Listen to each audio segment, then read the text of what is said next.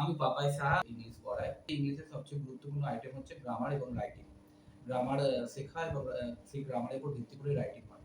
তো আজকে আমি গ্রামারের সবচেয়ে ইম্পোর্টেন্ট যে আইটেম টেন্স সেটা বলব। কারণ গ্রামারে যদি অন্যান্য আইটেমগুলো আমরা দেখি, সে ভয়েস হোক, ন্যারেশন হোক, ডিগ্রি হোক, ক্লজ হোক, প্রত্যেকটাতেই কিন্তু টেন্স ব্যাপারটা থাকে। তাই আমার কাছে টেন্স সবচেয়ে ইম্পোর্টেন্ট এবং টেন্স শিখলে সেক্ষেত্রে গ্রামারের অন্যান্য আইটেমগুলো ভালো করে করা যায়। এবং আরো একটা ধারণা হচ্ছে যে এই গ্রামার বা রাইটিং শিখে কি হবে? এখানে কিন্তু প্রথাগত যে শিক্ষা, স্কুলের যে শিক্ষা তার বাইরেও কিন্তু পরবর্তীকালে চাকরি জীবনের ক্ষেত্রে পরীক্ষাগুলোতে সরকারি বা বেসরকারি যেকোনো পরীক্ষাগুলোতেও কিন্তু ইংলিশ রাইটিং এবং গ্রামার কম্পালসারি। এবং সেখানেও গ্রামার, টেন্স, ভয়েস, ন্যারেশন এগুলো থাকে এবং টেন্সের উপর ভিত্তি করে, সুতরাং টেন্সের উপর জোর দেওয়াটা খুব দরকারি। বিশেষ করে যারা বেঙ্গলি মিডিয়াম স্টুডেন্ট, বাংলা দিয়ে যে আমাকে শিখতে হবে সেটা আমি যেমন টেন্স বলবো তাতেই কিন্তু বোঝা যাবে যে বাংলাটা কেন গুরুত্বপূর্ণ। তো আজকে আমি টেন্স নিয়ে আলোচনা করব। টেন্স তিন ভাগে বিভক্ত: প্রেজেন্ট, পাস্ট এবং ফিউচার। এবং প্রত্যেকটা টেন্সকে আবার চার ভাগে ভাগ করা হয়েছে: সিম্পল, কন্টিনিউয়াস, পারফেক্ট এবং পারফেক্ট কন্টিনিউয়াস। প্রথমে সিম্পল প্রেজেন্ট টেন্স নিয়ে আলোচনা করি। তো সিম্পল প্রেজেন্ট টেন্স হচ্ছে বর্তমানে সাধারণভাবে কোনো কাজ করা বোঝাতে। এটা জেনারেল হ্যাবিটও হতে পারে বা ইউনিভার্সাল ট্রুথও হতে পারে। আমি একটা বাক্য দিয়ে সমস্ত টেন্সগুলো বোঝাবো, তাতে বাংলায় ভার্বের যে পরিবর্তনগুলো হচ্ছে সেটা বোঝা যাবে এবং বাংলাটা কেন দরকার সেটাও এক্ষেত্রে বোঝা যাবে। যেমন আমি ঘুমাই, আমি সাধারণভাবে ঘুমাই, সাধারণভাবে বর্তমানে একটা কাজ বোঝাচ্ছে, এটা simple present tense. I sleep, এর কোনো রুল নেই। রুল বলতে থার্ড পারসন সিঙ্গুলার নাম্বার হলে ভার্বের শেষে এস বাই এস যুক্ত হয়। প্রেজেন্ট কন্টিনিউয়াস হচ্ছে যে কাজটা এই মুহূর্তে চলছে। তাহলে আমি ঘুমাইটা আমি ঘুমাচ্ছি হবে, এটা present continuous. I am sleeping, am বসেছে, আইএনজি হয়েছে, তার মানে প্রেজেন্ট কন্টিনিউয়াসের নিয়ম হচ্ছে অ্যাম ইজ আর এবং ভার্বের শেষে আইএনজি। প্রেজেন্ট পারফেক্ট টেন্স হচ্ছে যে কাজটা এইমাত্র শেষ হয়েছে এবং তার ফলাফল বর্তমান, সেটা প্রেজেন্ট পারফেক্ট টেন্স। আমি ঘুমিয়েছি, বাংলাটা আমি ঘুমিয়েছি হলো, প্রথমটা ছিল সিম্পল প্রেজেন্ট আমি ঘুমাই, প্রেজেন্ট কন্টিনিউয়াসে আমি ঘুমাচ্ছি, তারপর প্রেজেন্ট পারফেক্ট হলো আমি ঘুমিয়েছি। এই যে ভার্বের তফাৎগুলো হচ্ছে, বাংলার তফাৎগুলো হচ্ছে, এটাকে দেখতে হবে। তো আমি ঘুমিয়েছি, আই হ্যাভ স্লেপ্ট, তার মানে নিয়মটা হচ্ছে হ্যাভ হ্যাজ হতে পারে এবং ভার্বের থার্ড ফর্ম হয়। প্রেজেন্ট পারফেক্ট কন্টিনিউয়াস, আমি 1 ঘন্টা ধরে ঘুমাচ্ছি, I have been sleeping for 1 hour. এই যেটা এক্সাম্পল সেখান থেকে কিন্তু ডেফিনিশনটাও আসছে। তার মানে 1 ঘন্টা আগে ঘুমানোর কাজটা শুরু হয়েছিল এবং এখনো চলছে। অতীতে কোনো কাজ শুরু হয়েছিল বা এখনো চলছে, সেটা হচ্ছে present perfect continuous.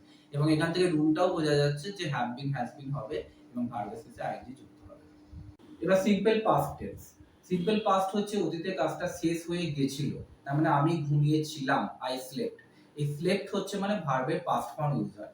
Past continuous tense, অতীতে কাজটা চলছিল, তার মানে আমি ঘুমাচ্ছিলাম, আই ওয়াজ স্লিপিং, কাজটা চলছিল। এর থেকে নিয়মটা কি পাওয়া যাচ্ছে? ওয়াজ ওয়্যার হয় এবং ভার্বের শেষে আইএনজি যুক্ত হয়। পাস্ট পারফেক্ট টেন্স হচ্ছে অতীতের দুটো কাজের মধ্যে যেটা আগে হয়েছিল সেটা পাস্ট পারফেক্ট, আর যেটা অপেক্ষাকৃত পরে হয়েছিল সেটা হচ্ছে সিম্পল পাস্ট টেন্স।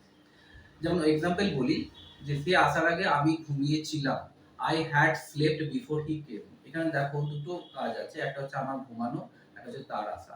ঘুমানোর কাজটা আগে হয়েছিল, এটা পাস্ট পারফেক্ট, আর সে পরে এসেছিল, এটা হচ্ছে সিম্পল পাস্ট। তাহলে এটা থেকে আমরা রুলও জানতে পারছি যে হ্যাড হয়েছে, তার মানে হ্যাড ওয়াজ এ সাবজেক্টের পর, এবং স্লেপ্ট হয়েছে মানে ভার্বের থার্ড ফর্ম ইউজ হয়।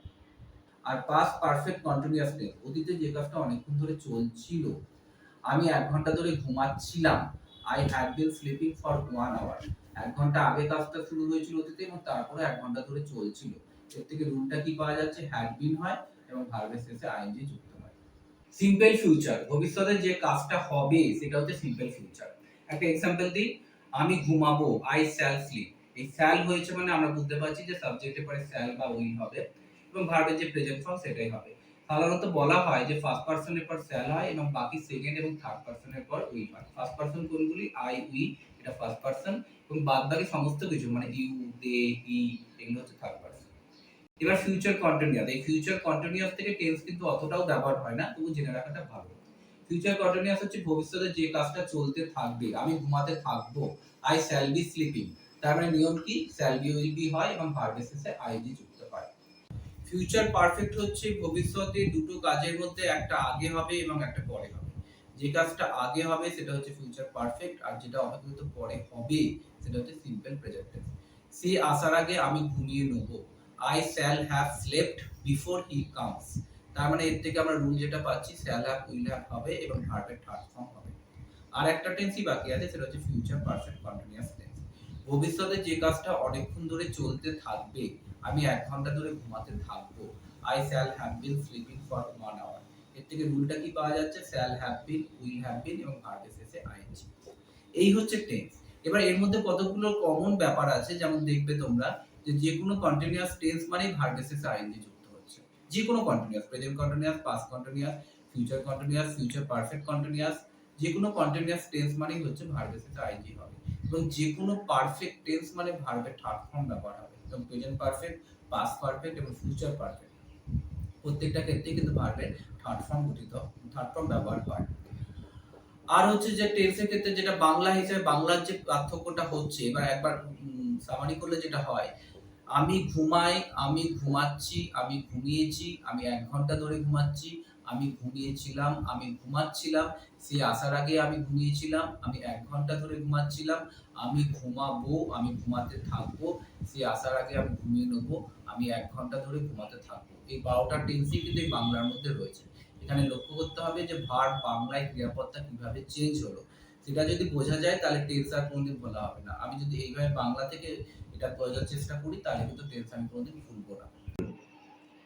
এবং রাইটিং এর ক্ষেত্রেও এই টেন্সের ভূমিকা রয়েছে। টেন্স না শিখলে আমি রাইটিং করতে পারবো না। সেটা কিভাবে এক্ষুনি সেটা একটা উদাহরণের মাধ্যমে বুঝিয়ে দিচ্ছি। ধরো যেকোনো একটা প্যারাগ্রাফ, মাই স্কুল, এটা একটা টপিক। এবার যে ১ম ইংলিশ শিখছে তাকে এইভাবে ভাবতে হবে, বাংলা থেকে সেটা ইংলিশ করতে হবে। আমাদের স্কুলের নাম হচ্ছে ABC school. The name of our school is ABC school. তো এখানে যদি আমি দেখি এটা সিম্পল প্রেজেন্ট টেন্স এবং তারপর সেটা ভাবার পর আমি ট্রান্সলেট করলাম। তো যেকোনো রাইটিং করতে গেলে এইভাবে বাংলা ভেবে টেন্স ভেবে এবং তারপর আমি লিখবো। সেখানে কিন্তু টেন্সটা জানতে আমাকে হবে। এবং গ্রামারে অন্যান্য যে টপিকগুলো রয়েছে যদি দেখি ভয়েস ন্যারেশন, যেটা আমি প্রথমেও বলেছিলাম, সেগুলো প্রত্যেকটাতে টেন্স হিসাবে সেগুলোর নিয়মগুলো কিন্তু পাল্টে যাচ্ছে। তো টেন্সটা আমাকে জানতেই হবে গ্রামারের যেকোনো নিয়ম শিখতে গেলে। তো টেন্স নিয়ে আজকে এইটুকুই। এবং টেন্স যাদের ইংলিশে কিছুমাত্র আগ্রহ আছে, আমার মনে হয় যে টেন্স যদি জানা যায় তাহলে কিন্তু ইংলিশের যে সমস্যাগুলো রয়েছে তার অধিকাংশই কিন্তু সমাধান হয়ে যায়। তাই খুব ভালো করে টেন্সটা আমাদেরকে পড়তে হবে।